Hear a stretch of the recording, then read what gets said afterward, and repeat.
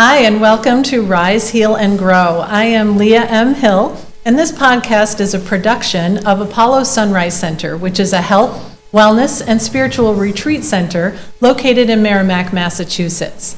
This show is all about shining light on people who nurture wellness and inspire positive change. And for my first guest here today, there is no better example of someone who inspires positive change, not only for us as adults, but for children as well. My guest today is Grace Marchese, and she is a children's book author, illustrator, and the creator of the Mari Girls. Welcome, Grace. Thank you so much. Oh my goodness, thank you so much for having me. I'm so excited for you to be here, and I know we're going to talk a lot about the Mari Girls and what it is. Thank you. But I first want to start with, what inspired you to create this? Oh my goodness. So the Mari Girls, the characters, the stories, they have been with me really since childhood. So I love to say that this is, a project decades in the making. Wow. So when it goes out and people say, oh, you're, kind of an overnight success, I'll be like 50 years in the making. Yeah, right. Nobody knows what went on behind the scenes, right? Absolutely. So the girls started from my childhood, and I really came from a very hard and humbled background. And I think for me, it was just such a way of being able to rise above the fray. So if there's something in your life that maybe wasn't suiting me, or I thought it should, maybe I didn't feel like I was nurtured in the way that I should have been. Imagination and curiosity was a way for me to find, that. And the girls really came out of that. So they were like speaking to you through this, helping you through these tough times. Absolutely, and I say it's almost, think of it like the mist, like there was a mist, right? Yeah. So it's always there and it's lingering, and for a child to be able to create these characters, and then I was narrating, and the way that I was narrating, I could have the ending be anything that I wanted it to be. So, I knew instinctively that where I wasn't necessarily only where I would end up, that this could transcend into something more. So honestly, it wasn't until COVID, and I think all of us then became very hermetic, we're introspective, and you stayed in. It was the first time in decades that I didn't have to be anywhere. And so as a child, even though I was very extroverted, but I was introspective. And it gave me a moment during that time where I paused and got to be introspective again, and it really was almost a re-erection of these girls and the characters. Of course, they're more polished and perfected. I'm grown now, and of course I have a different voice, but the essence are very much written. That's a beautiful story, that they not only served you as a child and Absolutely. growing up through your process and your experiences, and then, like for many people, the COVID pandemic really did change a lot of lives. Absolutely. It created space for many of us to rethink what we were doing with our lives, what we wanted to do with our lives. And for you, it gave you the opportunity to just put this together. Yeah. So you're not only the author of these books, you are also the illustrator, and we have to talk about your absolutely stunning artwork, which I believe we're going to be able to show some examples of in the editing of this this podcast, because there were a couple of things that I felt about your artwork that made it different and stood apart. So first of all, it is explosive with color. I mean, it is just vibrant and alive and attention-getting, and it's also so much detail in the backgrounds. Is the other thing I noticed, is a lot of times book illustrators or authors will focus on the main character, and then everything else is kind of blurry or fading out in the background. But your work has so much detail in the background. Is that something you intended? Is it just how you see the scene? How is that for you? Yeah, and a lot of people, so, and you're right, so I am the author, the writer, I'm also the illustrator, and a lot of people ask me all the time, so for you, like, what comes first? Right. Do you draw the images? Right. Do you do the background? Do you do the characters? How does that even happen? And as crazy as it may sound, but I know a lot of creators will understand this, it really isn't that the characters come first, or the imagery comes first, or the words come first. Oh. I see it almost as though the whole entire concept is brought to me. I don't know how that's possible, because that's what I would ask too. Right. How does that all come together? So I remember reading, and I see it almost, think of a movie, like a short film, and it like just passes, right? It just brushes right by you. So yeah. I think of it like it's ready-made. The project is ready-made. The concept is ready-made. I actually work backwards. And it wasn't until I read, so I thought, like, how is this even happening? And I read from one of my favorite authors, I love her so much, Elizabeth Gilbert, Eat, Pray, Love. Yeah. But she wrote a book, Big Magic. Yes. And she talks about ideas being alive, right? And so all of this creativity, it is as though these entities of the ideas, they come down. All at once. Right, and they're looking for a human collaboration, and you have to watch it, because if you don't listen, they may, pass you by. Right. Now, I'm probably not as romantic as she is in that regard. However, I do see it. I do see it ready-made. So the girls were there, and even outside of the Mari Girls, I'm writing a screenplay, and I knew exactly, like, beginning, middle, and end, how that was going to. Yeah. So. Oh, I love that. And thank you for describing it that way, because, many of us think of you would get either one or the other. You'd either see the images and then write the story, or vice versa. But I believe that there are other people out there like you that are getting it all at once. Yeah. And like you described, and if I remember, I read that book, that Elizabeth... Big Magic? Big Magic. Yes. I read it a long time ago. If I remember, there was some scene where there were somebody, or young girls out in the field, and this idea comes by her like a wind or something, and it's like, if she like a locomotive, right? She grabbed it by the tail. Then she was going to lose it. And so that's what you have, only you found a way to keep it, to see it, to keep it, and then put it into actual manifestation, into form. Yes. It's fantastic. And for me, the lucky part is I really had so many of the characters that they're part of, my spirit and who I am. Yeah, in your past. So definitely. I had the luxury of getting a little sneak peek of one of Grace's books that are coming out very soon. Yes. It's called Penelope and the Pigeon of Piccadilly.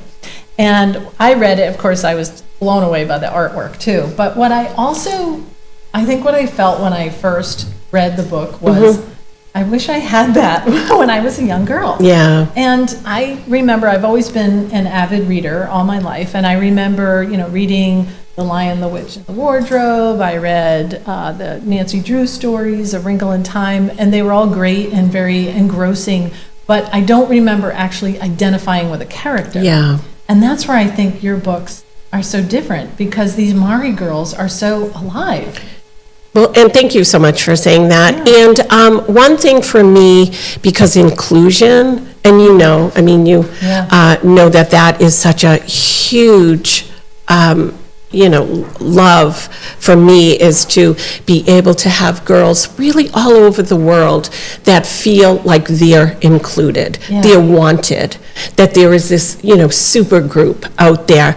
And, if somebody, especially as a child, they don't feel wanted, I just read something that really, it hit me to the core.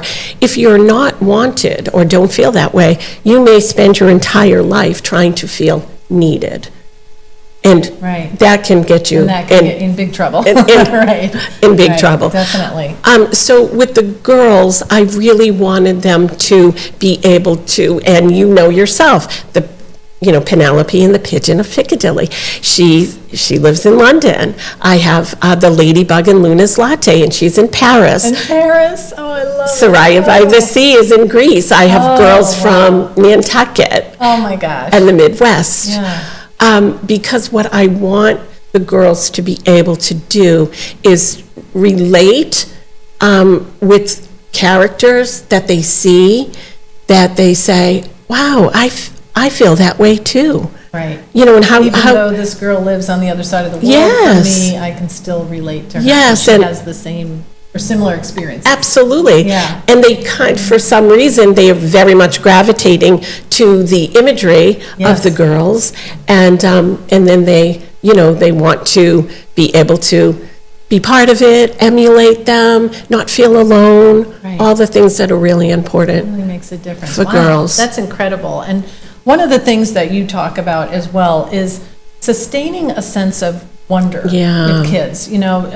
Kids these days, they grow up in an adult world, right? Yep. With the internet and with social media, they are exposed to adult situations and adult things and even adult language now. I don't know if you notice, it's okay to say the F word on social media. It's okay to go into a gift shop and there was a whole, row of products with the F word on it. And I was like, that exposes kids before their time. And so I'm wondering, how your books can do that, can help kids sustain that sense of wonder.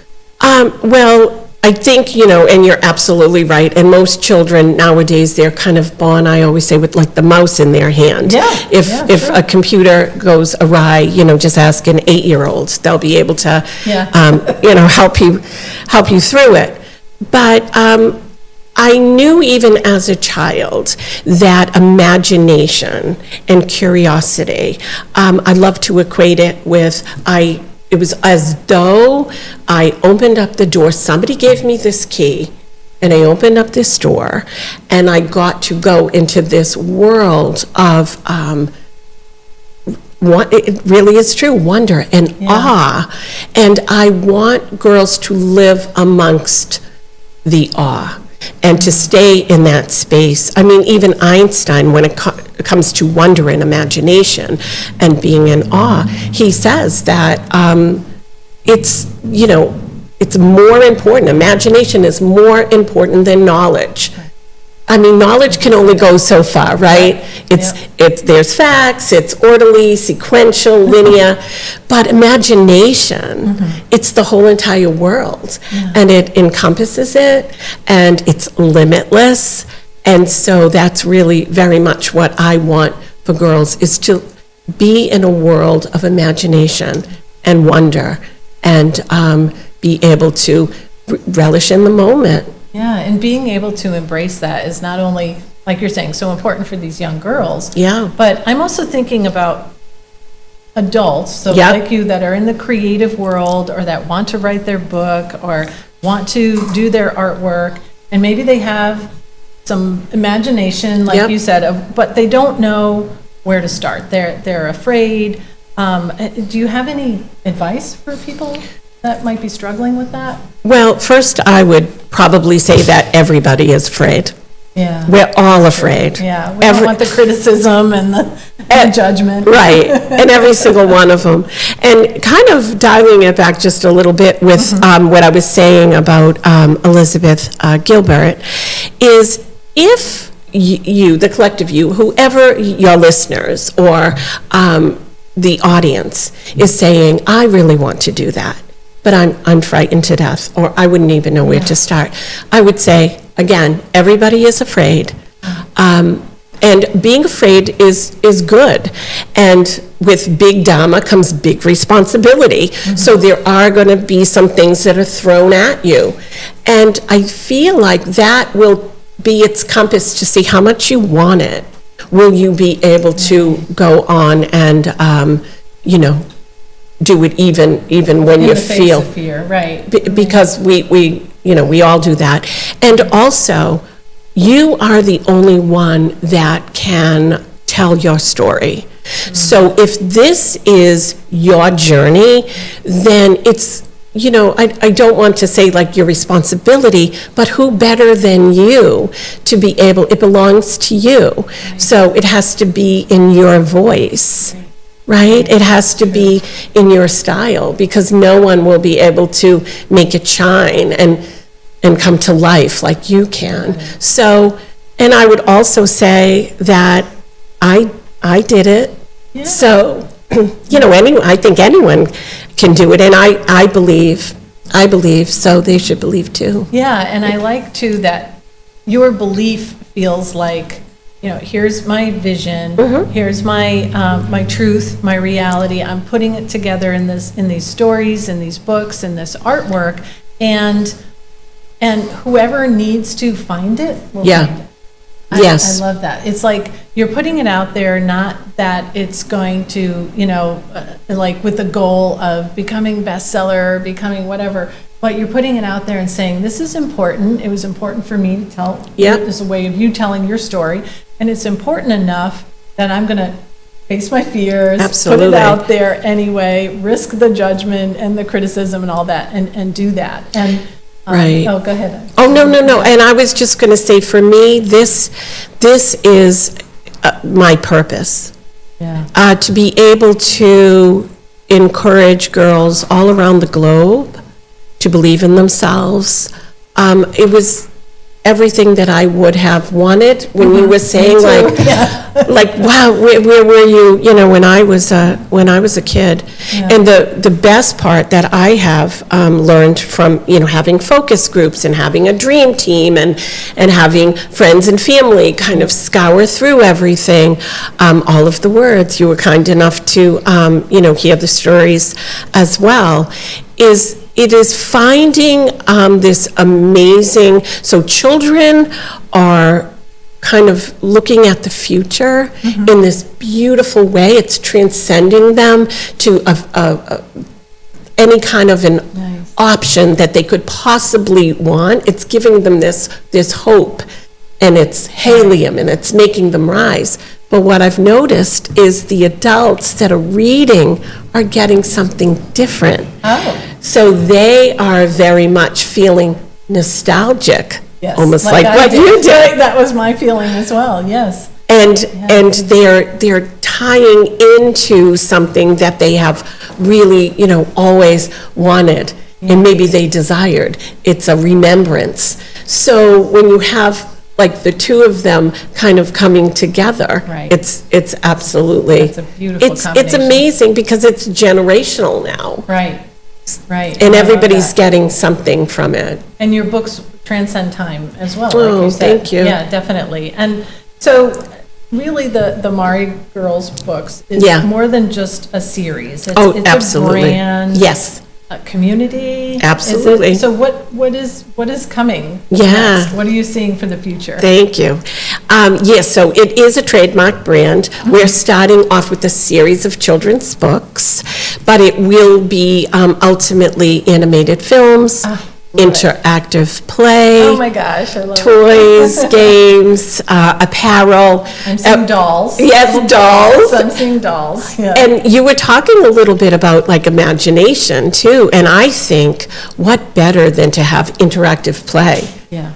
Right? Dolls. I mean, I'm from the baby boom era, and we would play and we'd imagine and we would tell stories, and it builds confidence, camaraderie. And the imagination. You use your imagination in so many great ways. I love that. So, and it's a mission, and because I want it to be far more than a brand with product.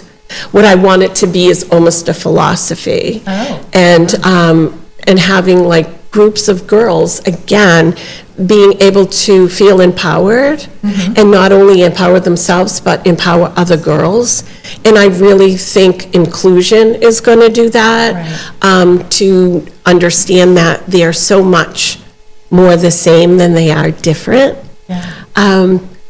And hopefully want to travel. Maybe we'll have some future wanderlusts in the in the future where they say, I want to go where, where they are. Greece, definitely. And to be able to do it. That's fantastic. So just for our viewers and our listeners out there, how can they get a hold of you or learn more about what you're doing?